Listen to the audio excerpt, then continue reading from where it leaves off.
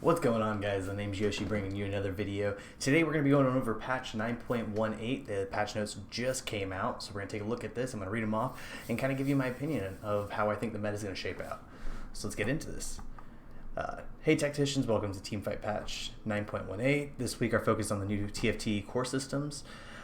First, we're reworking the item distribution with the goal of increasing the variety of experiences from game to game while providing a more fair experience over the course of a single game. We also made changes to HP breakdowns, champion pool amounts, and champion drop rates. Last but certainly not least, Neeko's help should help you complete those 2-star and chase after those 3 stars. And it is the first consumable item in the mode. Outside of gameplay, keep your eyes open for the 3 new Little Legends of the Star Guardian variety later in the week. Also, keep your ears open as well for our new soundtrack. So, guys, it looks like, I don't know if you've heard about the PvE, and they're going to be releasing a bunch of new items next patch, but for right now, they're going ahead and doing the drop system change. So I'm looking forward to reading what that's going to be about. Mystery box system. We've changed how items are distributed in the PvE rounds. The goal is to keep a variety of experiences across many games, but also to make the game more fair over the course of a single game. Okay, so we got common boxes contain gold, champions, or Neeko's help. Uncommon, item components, gold, champions, Neeko's help. Perfect. We got rare boxes that contain spatulas, full items, gold, champions, or Neeko's help. Okay, so the full items, I don't see full items very much in the game as is right now, so I wonder how common these rare boxes are actually going to be. Every player gets approximately the same number of boxes across a single game, and every player gets approximately the same number of item components across a single game. So there's a lot of complaints that some people have like 6 items off the rip and someone will have 0 items. So if they're really going to be sitting there focusing on everyone having about the same, that's going to bring the RNG down. And I wonder if that's going to help the game or if it's going to lead to more feel-bad situations. I don't really know. I see it being positive, and a lot of people have been asking for it, but I've been perfectly okay with the RNG system so far. Neeko's help. Place on a champion to create a 1-star copy of that champion, add it to your bench. Doing so consumes Neeko's help. So if you guys haven't seen this used yet, basically if you have a Yasuo out on the field, a Yasuo on the bench, and you drop a Yasuo or a Neeko's help on the Yasuo on the field, it's going to create a 2-star Yasuo. So it's really going to help you finish those 2-star 5-cost units that we're going to be looking for, and it's also going to help you try to dig for those 3-star champions. So I think the item's good. I'm going to be looking forward to see how often I get it and how often it really just helps you dig for what you're looking for. So no more, hopefully, not being able to find that ASOL 2 to finish off that Dragon comp. Hopefully you can just get it. Okay, so systems. XP adjustments. Due to the slightly inflated gold from the new loot system, we've made some adjustments to how much experience it takes to level. Level 5 is now, instead of 10, 12. Level 6, 18 to 20. Level 7, 30 to 32. Level 8, 46 to 50. And level 9, 64 to 70. So my initial thoughts on this is, if you're hyper rolling, you don't want to hit level 5 as quickly. So you don't buy experience before Krugs. So I wonder if this is going to help you hyper roll, but then there's going to be a gap because you get 2 experience here, 2 experience here, 2 experience here. You have 4 here, so it's 10 experience to catch up to level 8 if you're hyper rolling. I mean, if you're hyper rolling, generally you're going to be stuck at 6 or 7, but now you're really going to be stuck. And then you're almost never going to hit 9 at that point then, unless there's that much extra gold being dropped from the new loot system. So I'm curious how this plays out, but from what I see, it's going to help hyper rolling and maybe helps bridge a gap between, the income people and the hyper rolling people, and maybe late game one takes over definitively now. So champion tier drop rates, we've made some minor adjustments to how likely which champion tiers will appear at a few different levels. We're hoping to make clearer early, mid, and late game phases. So level 3, they increased the level or the tier 1 drop rate, which is big for hyper rolling. So you can find that Kassadin, you can find that Kha'Zix. Level 5, it looks like they reduced the level 1, so you really want to be hyper rolling early if you can, and they increased the level 4, so that's really cool. Because sometimes you'd find like an early random Draven or an ASOL, and you'd never be able to get it to tier 2 until you started leveling up more. Level 6, okay, so they increased by 0.5, so that's the tier 1's increased by 0.5. And they removed completely the tier 5. Now that's interesting, because before, sometimes you'd have a random player that found the Kale and start shifting into nobles at level 6, or you'd have that random person that found the Swain for demons, and they'd really pull ahead of everyone else because those units can kind of just stand off on their own. So getting rid of those at level 6 is very interesting. Level 9, they've increased the tier 5 by 2%. They've decreased the tier 3 by 2%. So that was the only adjustment there. I would like to see more tier 5 champions in the game, so I'm fine with that. All of their levels remain the same. Okay, so it's really just encouraging hitting level 9. You're going to get a big bonus to find those tier 5s. Champion pool size, it's proven a bit too consistent to get 2-star tier 3 champions, so we're shrinking the bag size for players who build the path less taken. Ooh. So they're decreasing the tier 3 champion pool from 21 to 18. Now that's a big deal, actually, because if you want a 3-star tier 3 champion, you need 9 of the 18 units. You need 50% of the units, and that is going to be hard to dig for if anyone else is in that. I'm not sure if I like that, but it hopefully encourages more diversity in the games, so that way we don't find everyone going the same builds. Okay, item stacking and clarity. We took a pass at all times to ensure that they stack in a sensible way, and we're informing you when they don't. Adding copies of items that do not stack will cause them to bounce off of any champion they are placed on. Unique items will be labeled as such in the tooltips. All items listed below are not intended to stack. So, Ghostblade, Knight's Vow, Mallet, Yumi, Blade of the Rune King, Darken. I mean, those should be a little bit more obvious. Phantom Dancer, okay.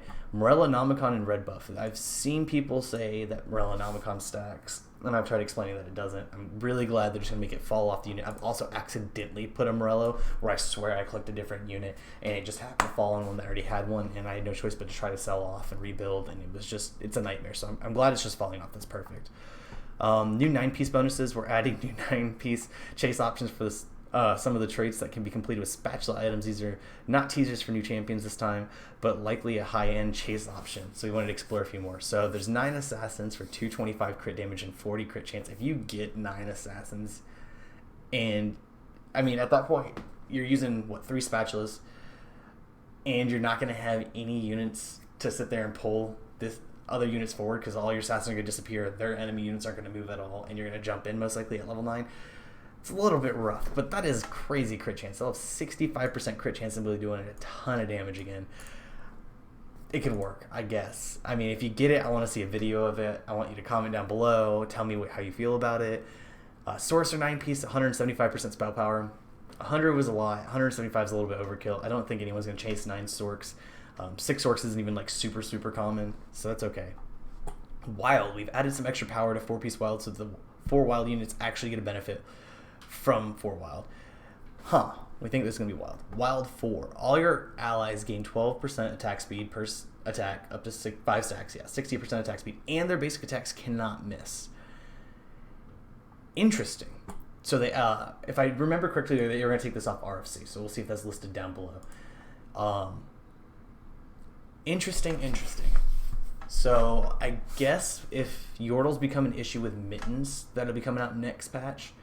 Maybe that's something you have to go into. Other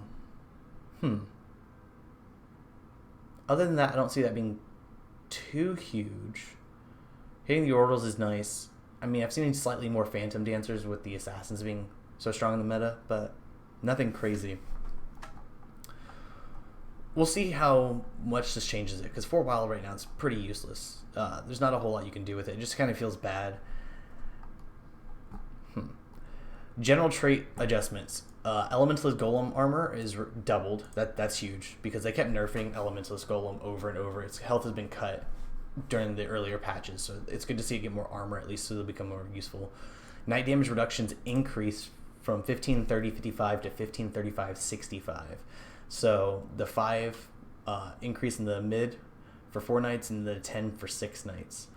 I don't know if that's enough to have Knights actually be super relevant late game, because I don't think anyone goes 6 Knights, but it's something worth thinking about. Assassin jump delay. So they're going to cause more time before the Assassins jump. So it's going to be from 0.325 to 0.395.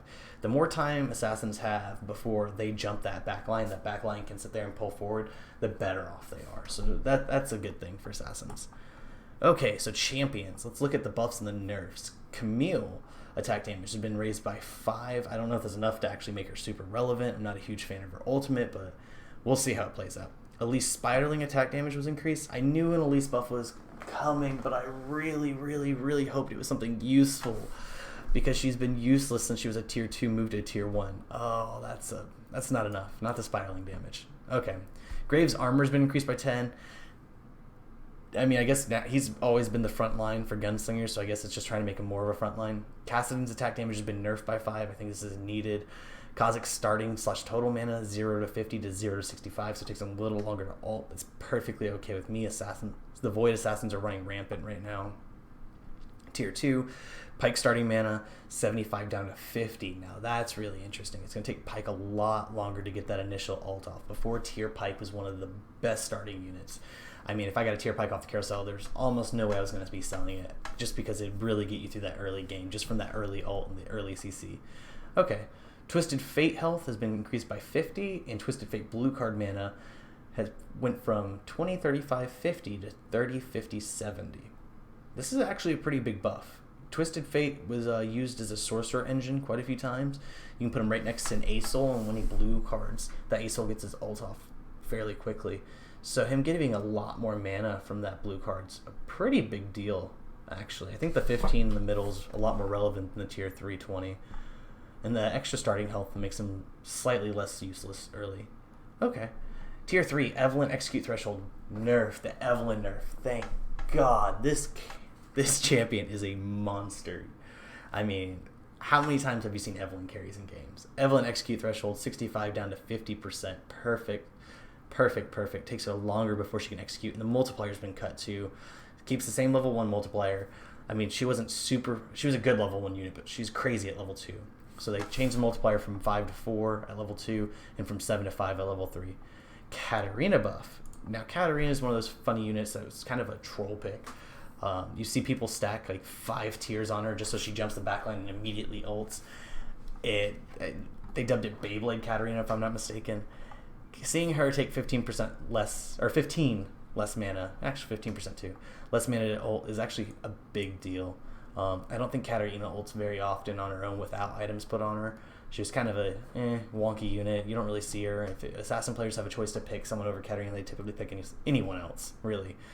So she really only jammed into 4 Imperials, so I want to see if this makes her more useful. Akali ability damage. Akali buff. Okay, so Akali's issue in this meta right now is tier 3 Zed is amazing. So if you can roll a tier 3 Zed, you're not going to put the Akali in because you're not going to lose the ninja buff on the Zed. And 2, Akali's been nerfed over and over. So seeing her getting a buff is fantastic. I think the last one was technically a bug fix where she was constantly critting with her ult, which was busted. So they're bringing her ability damage from 150, 275, 400 to 200, 350, 500. So 50 at level 1, 75 at level 2, and then 100 at level 3, or tier 3. You're never going to see a tier 3 Akali. I wonder if that's enough. It might not be. But it could be. No one really rolls down specifically for Akali unless you're just looking for 6 assassins. So, and even then, I don't know, she's not one of the strongest, so hopefully that buff's enough. Okay, tier 5, Nivea ability duration. 800 damage over 8 seconds to 800 over 6 seconds. So she slows their attack speed less, but does damage 25% faster. It's really interesting. I think it's more relevant that she does the damage faster, because the 8-second slow over time wasn't necessary. So I think this is a buff. I think this is better. I think it's strictly better. Pantheon nerf. Oh, thank God. This guy is insane. Pantheon health went from 1,000 to 850, and Pantheon attack damage from 80 to 75. Completely needed.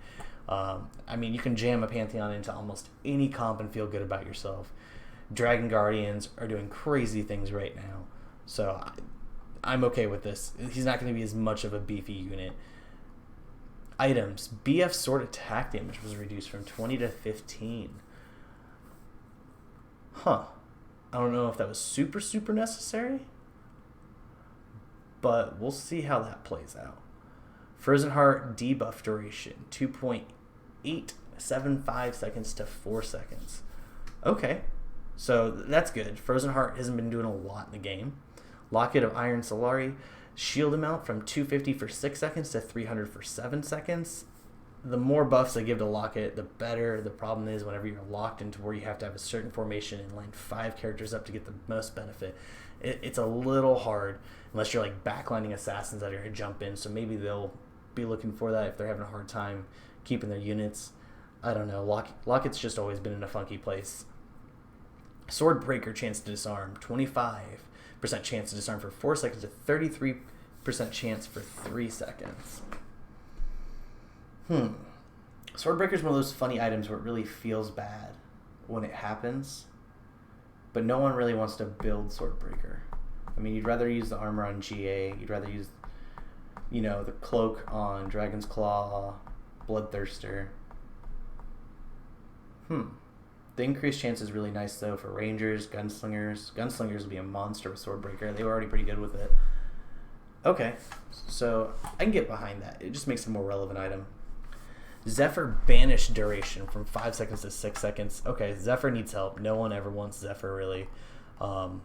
Taking out another second, it could probably go to 7 just to really let you put their team behind before that unit jumps in. Normally you want to sit there and position late game around their best unit. So they can't make it too long, though. We'll see how 6 seconds is. Morgana's ability will now consistently work on isolated summon minions and neutral monsters. Perfect. Have you ever had a Morgana ult Krugs and the chains like all of a sudden just drop off and they don't do the final damage? That's what's happening there. Zeke's Herald and Locket of Iron Slayer will no longer give their buffs to enemy team units if re-enabled after. I didn't even know that was a thing. Oh, why was that something that existed? I'd have been so mad if my unit ran in with Locket and it was disabled and it kicks on and all of a sudden buffs for the... Oh boy. Yeah, I'm glad that was fixed. Like, that's insane. Kha'Zix's ability now always does true damage if 3 Void is active. Okay, so there was cases where Kha'Zix's ultimate wasn't doing true damage if it was non-isolated, if I'm not mistaken. I've seen it happen on stream quite a bit. Luden's Echo now properly hits the main target of an ability. Yeah, Luden's Echo is being really funky. I saw people saying it had a 25% damage nerf because it was only hitting 3. I've seen cases where it's splashing on 4 people, but it didn't hit the initial. So now it's going to go back to hitting the initial, splashing on 3. Super strong early game item. With the bug fix there, it should come back into favor, I think. Camille's ability, Evelyn will no longer be able to escape the root using her ability. Didn't even know that happened. Shyvana will now dash in place rather than lose all of her mana without transforming. I've had that happen to me. It's miserable. Pantheon and Vi will not cast their abilities while rooted. Okay, so this is kind of a buff on these two. So, just the interaction. I don't like her ability very much. Camille's not a great unit unless you're going into Blade Masters, and even then you'd rather sell her off and just make someone a Blade Master. Okay, Frozen Mallet's tooltip now properly reflects the extra health it grants. Good. Darken's tooltip now properly reflects extra mana it grants. Okay. But it already had it, so it's just tooltip changes. Grievous Wounds tooltip now properly states that they reduce healing by 80% rather than 100. Okay. Demons will not gain mana through their trait if mana locked.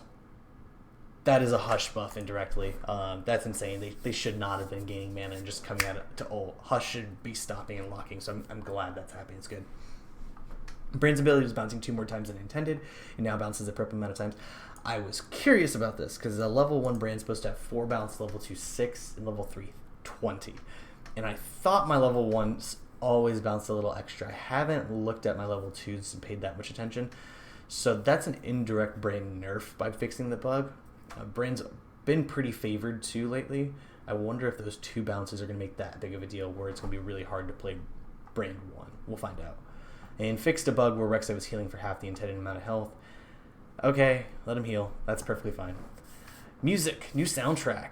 Teamfight Tactics new music will change based on what phase of the game you're in. For instance, during the shopping phase, the music is calmer and less busy, but as battling phase starts, the music transitions to more energetic, combat-driven style. There are 3 different chapters of music. The first chapter goes from the beginning of the game to when the first player is knocked out. Second is from that point, so there are only 3 players left, and then the final chapter brings us home for when 3 people are left. Oh, that's really interesting. Actually, I look forward to hearing that and seeing if it changes, the tempo of the game and gives you excited for what's to come. Okay, so this patch looks really nice, a little light. I'm really looking forward to the new mystery box system and Neeko's help and seeing how those change the game. I think this is going to be the biggest adjustment right here. So down in the comments below, tell me what you guys are looking for in the patch. Please comment, like, subscribe, help out the channel for more content, and thank you guys for joining me for the video. You guys have a great day. with